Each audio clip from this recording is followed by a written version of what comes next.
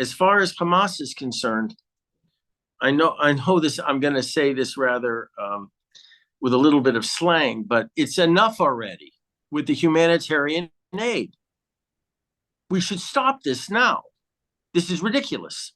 How long has it been since we've been ready to do something in Rafah? Too long. So basically, if you want to get rid of these civilians that are being used as shields by the Americans, then you have to basically concentrate that are left in Gaza right now on the beach somewhere. Tell them, just go there now, or you're going to be casualties. And that's from North Gaza, from Khan Yunis, and from Rafah. Just concentrate them on the beach somewhere. And then utterly destroy Rafah from top to bottom, while occupying, finally, the Philadelphia corridor and cutting decisively forever any kind of ability for them to either leave Gaza or bring in equipment. As far as the hostages are concerned, I'm sorry, this is war. And we mustn't lose sight of our primary obligation to 8 million Jews, constituting the rest of the state, not just the ones that might be held hostage right now, but the country, our country itself. People have to understand that if you take our people hostage and think for a moment that that's going to prevent us from finishing you off, they have to be disabused of that notion. I'm sorry to put it that way. If we do not behave in that fashion, then what we are in fact doing is turning all of Israel's population into hostages. Into hostages. Correct. Absolutely correct. So let's just play this out and assume that that's what happens. Hamas is destroyed. The Gaza is basically concentrated on the beach. And we can tell the UN or the EU or the United States or anybody else, you want them to be fed, you want them to be housed, you want them to be taken care of, take them. We don't care where you put them, just take them. Or they're going to stay on the beach. And that'll be the end of it. Yeah, the optics won't be good for CNN, but the optics aren't good under any circumstances for us. Okay? So once that happens, the next phase is, what do we do with Hezbollah and Iran? And we have to understand that whatever we do to Hezbollah has to be done to Iran and vice versa. So now is the time for the decisive strike on both organizations, both the Iranian government and Hezbollah. As far as Hezbollah is concerned, I'm going to leave them out right now because it's a very complicated matter, but it does not involve a strike straight into southern Lebanon. It involves another approach, and what Basil Liddell Hart, the military strategist, would call an indirect approach, which would be a strike through western Syria to take the Bekaa from the north. We don't want to walk into a killing field that they've been preparing for over 10 years in southern Lebanon. And the major threat to Israel, actually, the strategic threat doesn't come from the Radwan forces there. They're special forces that are located in southern Lebanon, but from their precision range, medium and long range ballistic missiles that are located north of the Litani River. And we have to if we have to take them out from the north rather than from the south, it's fine. As far as the simultaneous strike on Iran is concerned, what are we looking at here? We're looking at an EMP strike, an electromagnetic pulse, nuclear strike, high in the atmosphere, that will basically render the country deaf, dumb, and blind. Anything electronic is dead. Following that, we're looking at destroying... Just one second. An EMP strike over southern Lebanon? No, over Iran, sorry. Over Iran. Over Iran. But you're not speaking about a similar attack being executed against southern Lebanon or Lebanon?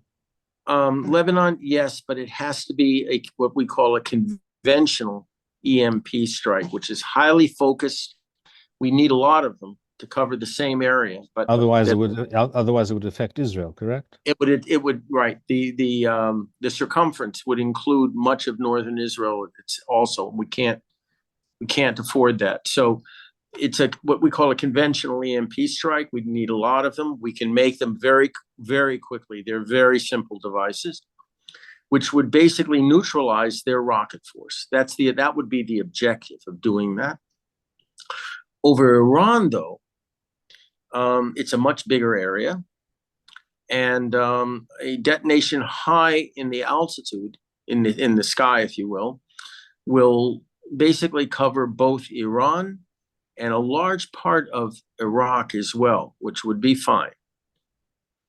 And following that, almost immediately, we're looking at limited ballistic missile delivered nuclear strikes on their military industrial complexes, their oil and gas loading facilities in Karg Island, their major refinery in Abadan and Khorramshahr, those two areas, and the head of the octopus, the government and military headquarters, respectively, of the Iranian establishment.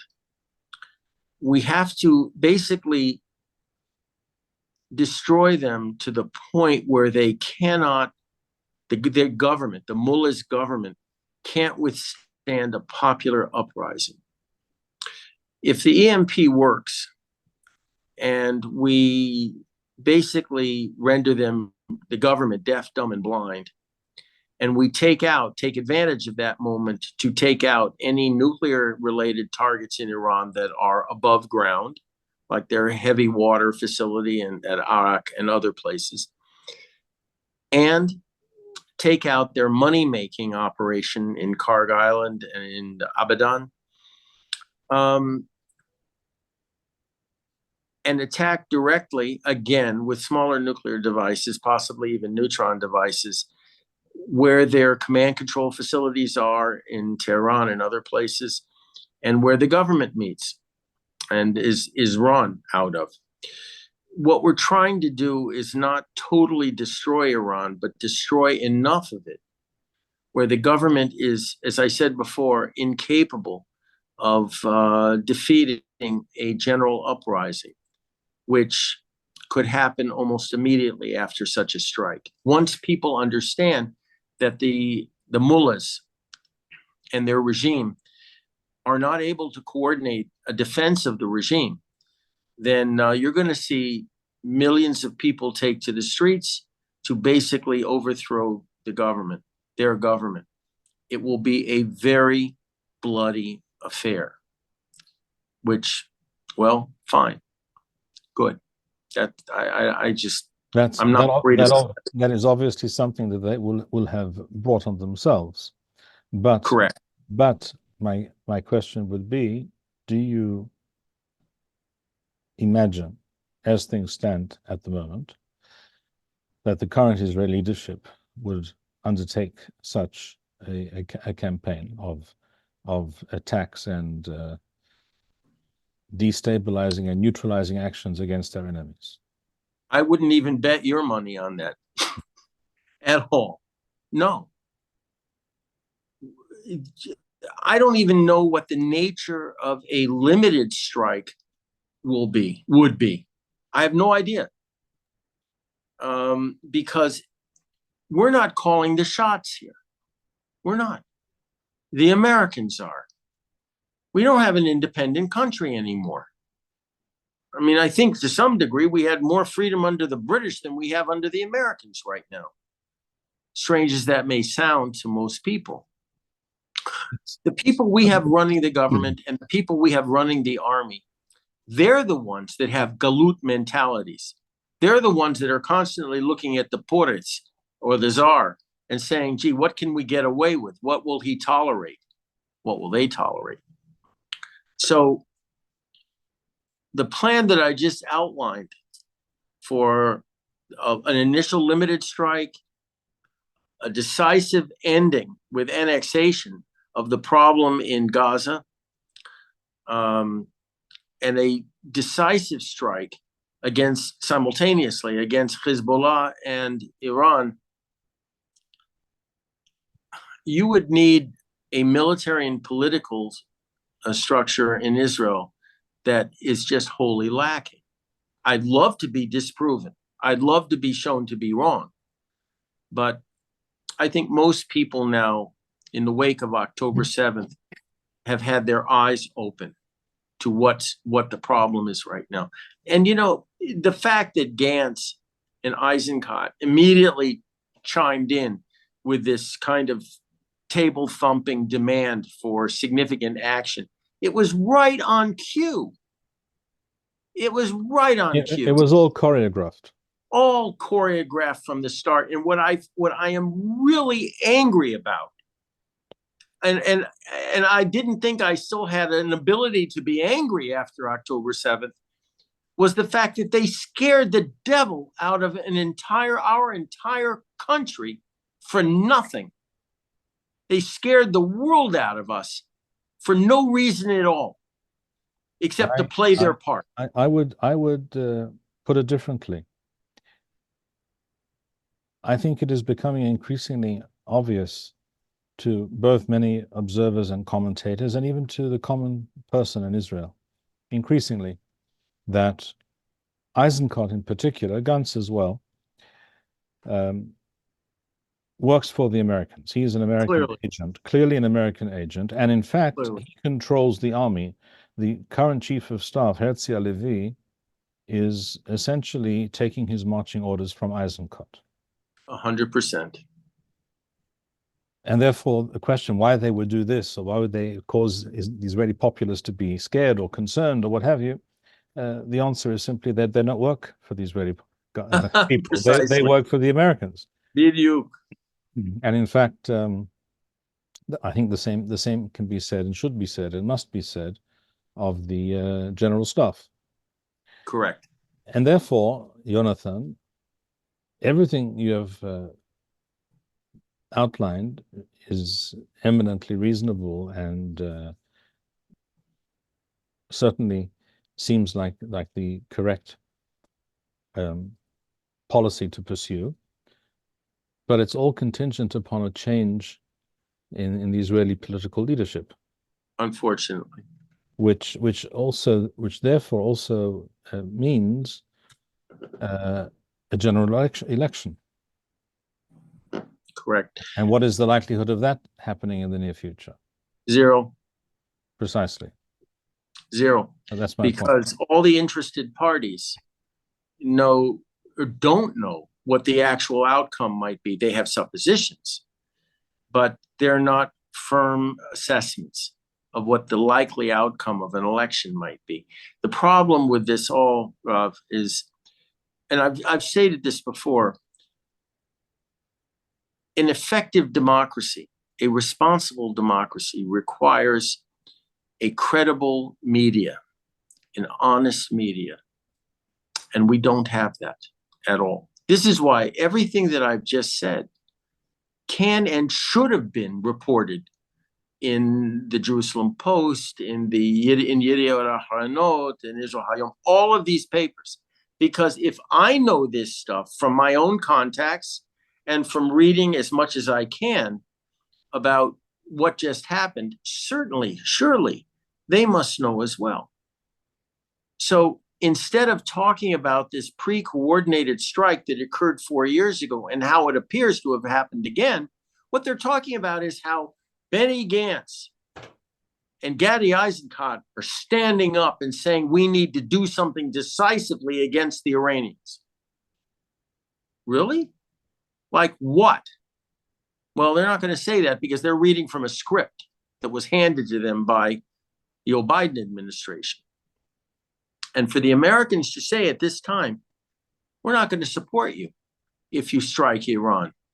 Well, if people actually understood what this meant, the outcome of the next election would not be very good for Bibi. It wouldn't be very good for Eisenkot. It wouldn't be very good for Gantz. And it sure as wouldn't be very good for this creature, Lapid. I mean, think of what this there is did. one piece of good news about Lapid. It should be mentioned that according to recent polls, he has lost roughly 50% of his electoral support, according to the polls. Well, the more he keeps speaking right now, maybe he'll lose even less. Yes, he sounds increasingly pathetic and he's horrible. And he just invites disdain. Just like Ehud Barak. I mean, these two guys are opposite sides of the same coin. Ehud Barak and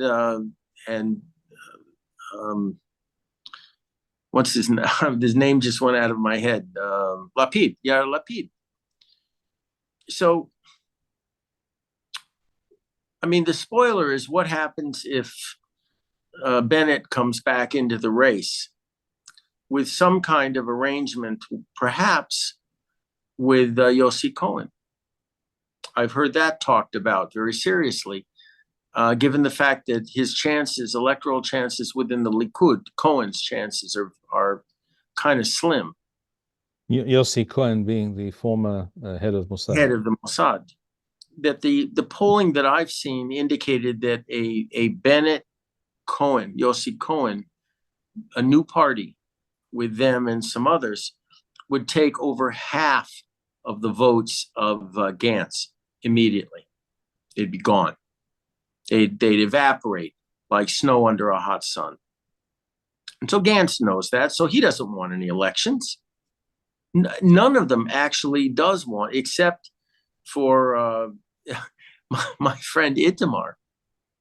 But Bezalel doesn't want it because the polling doesn't look very good for his party. You refer to the head of the Otzma Yehudit party, Itamar Ben-Gvir, the head of the Tzionut Datit, the religious Zionist party.